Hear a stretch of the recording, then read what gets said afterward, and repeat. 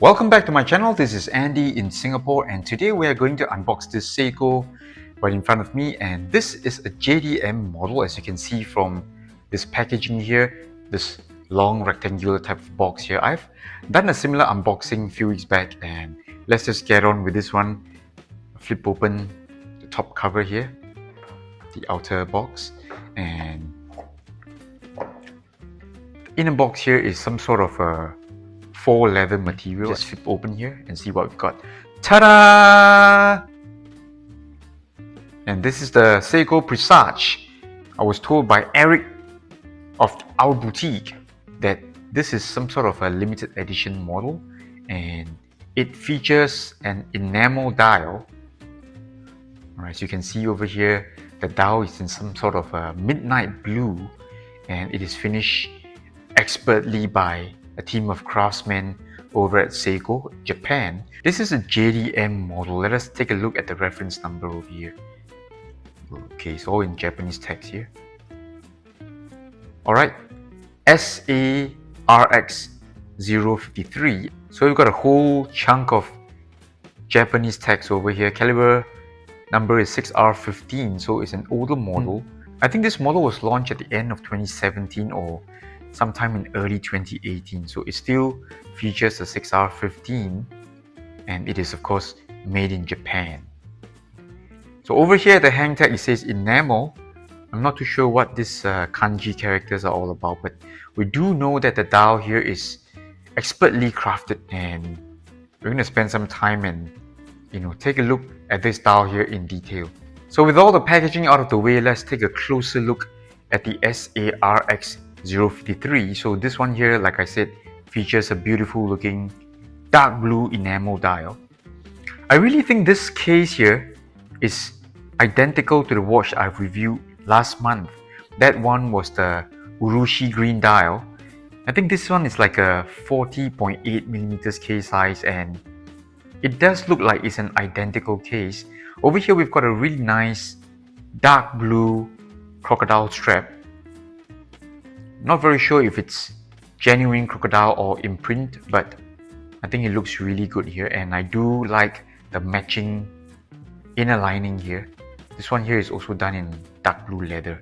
Alright, on to the watch here, we've got Roman numerals for hour markers, and the 3 o'clock marker here is also present. Alright, it's a truncated Roman numeral 3. Let me just fire up the watch here. 6R15 movement. Alright, the winding here is pretty smooth, no issues at all, feels really nice. There is no screw down crown, of course. This is a Presage, and it is most likely under the dress watch category. So we've got a really nice signed crown here. Alright, the older Seikos, they ironically come with signed crowns, and the grip here is really good. And let me just quickly do some checks on the hand alignment. 6 o'clock looks good. Let's go to 9 o'clock. Okay, everything looks really nice. Right, let me just set time at around 10:07.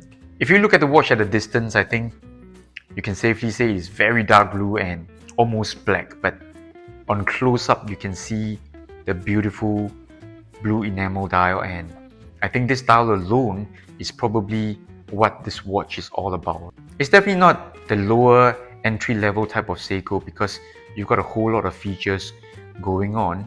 Like I mentioned here, it's got enamel dial, and we've even got the person in charge of the department here, put down his name here, but unfortunately this is all in Japanese, and for those of you out there who understand, please feel free to do the translation for me and post in the comment section below. So over here it does look like this is a similar watch to the entire Urushi dial and enamel dial series.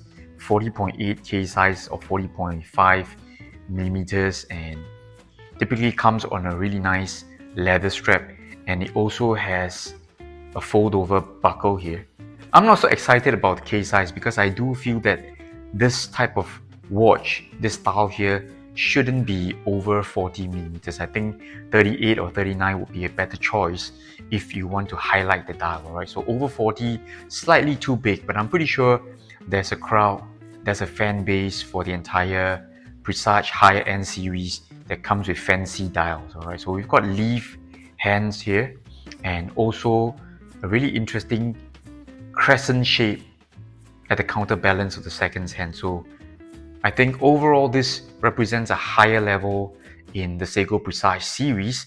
So I'm going to spend some time with this watch and report back with a more detailed review.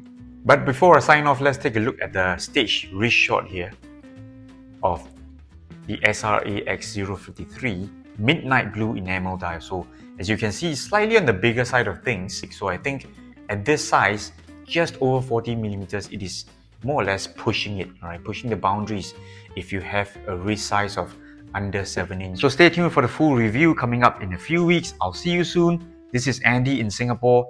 Bye bye.